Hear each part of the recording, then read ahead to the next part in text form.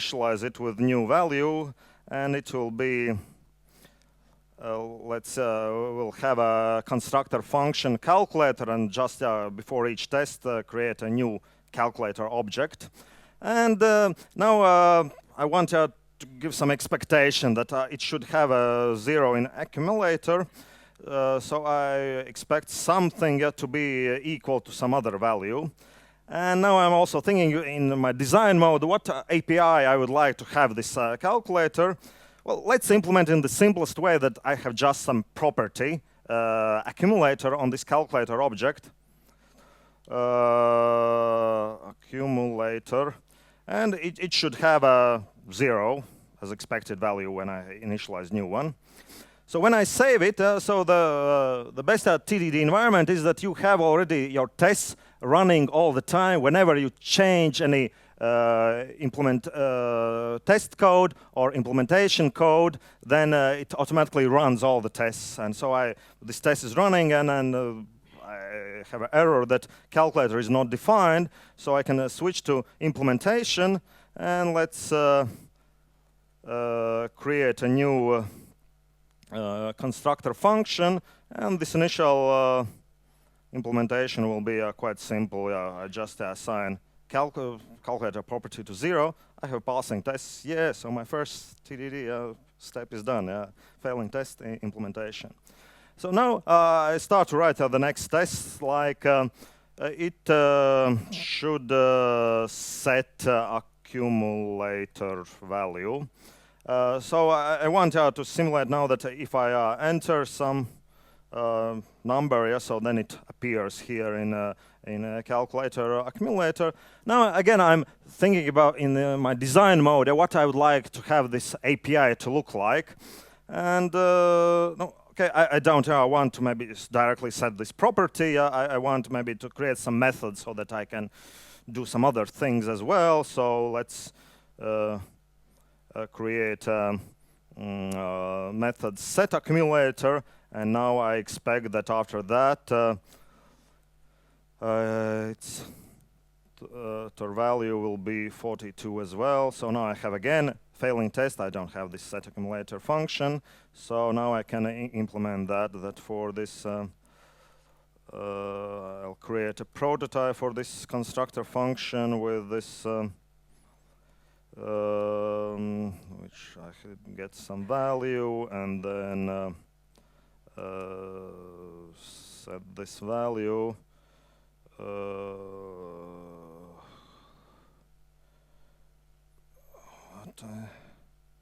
What I made wrong. Cool. What is wrong?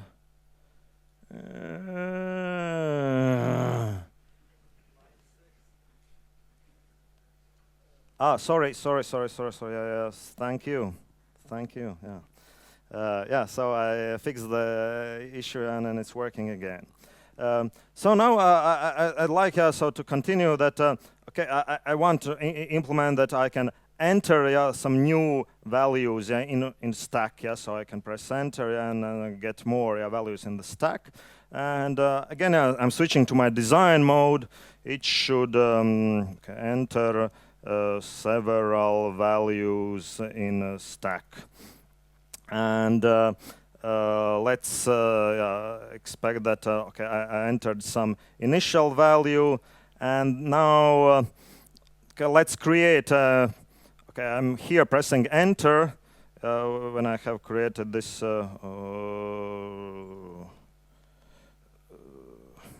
when I enter some value, if I press enter, so then it's duplicating the same value in a stack. Let's use this as a method as well, this enter. Now I should expect that calculator accumulator is equal as well to 42. And now we could, for example, set it to some different value, enter, and now I'm expecting that it will be this different value, and then so there is this drop. Drop method. If I click that, so then it's dropping the last element from the calculator and showing the previous one. So I could write that if I drop, then again it should be this initial value, something like that. Well, so when I have implemented this failing test, then and switching to implementation, now I understand that well, probably my initial implementation was too simple, that I'm just storing in accumulator property. I probably want to have some stack where I store all these values. And what I would probably do that I would start with refactoring my internal implementation. Maybe I'll comment this out that, okay, I'm not starting this new functionality. I would like to re-implement this functionality. That instead of having just one accumulator, let's have some property stack, which I initialize with one value. And now, when I set accumulator, then I'd like to, in this stack, on the top of the stack, I just set this value. And as well as here, I understand that I don't want to access this property, accumulator property directly. I would probably want to change it to the method call, which I could implement. So in this case, it should be accumulator method. Later method which will just return my stack, this top element.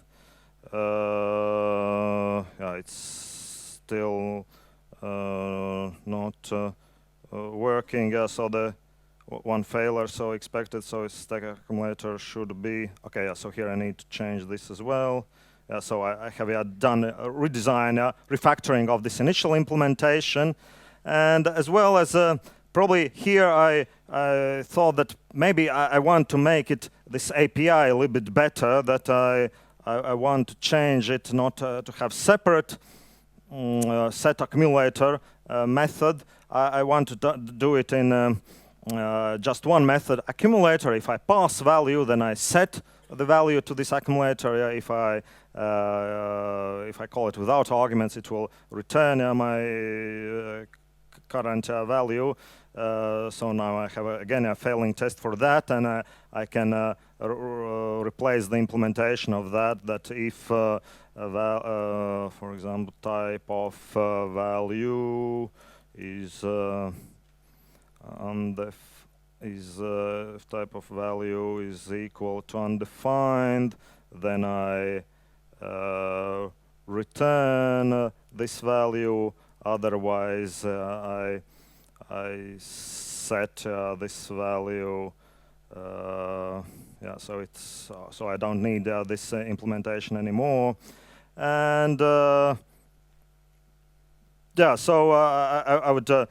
So now when I have done the refactoring of this implementation, now I could switch back to this initial implementation, this new test, and then I can rewrite it in the following way. And probably I could rewrite as well with nicer syntax, that when setting accumulator, I could change that it's, in this case, returning the same object, so that I could chain these method calls together, like in the following way.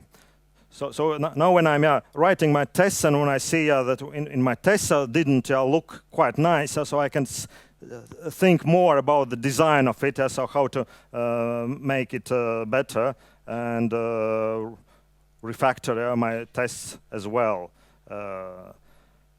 Okay, but so I will probably stop here at this moment and doing this live demo, as I don't have more time for that. So if you are interested in that, so there is a so here is the final working version, which you can check in this GitHub repository. So this is I'm perfectionist, so I'm trying to make it almost exactly like Mac calculator, but this is calculator in JavaScript and with all the user interface and working. So if you are interested in that, so you can find it in my GitHub repository. So if you search in GitHub for RSIM RPN calculator, so you can see the implementation of that, and with Git tags and with description describing so what are the steps that I performed, and what I did in each step, so you can follow through this whole example. So this was this live demo part of which went almost without any issues, and now I still have a couple minutes for questions, and thank you for your time, and if there are any questions, I'm ready to answer them. And we have a microphone for questions. No? Yep.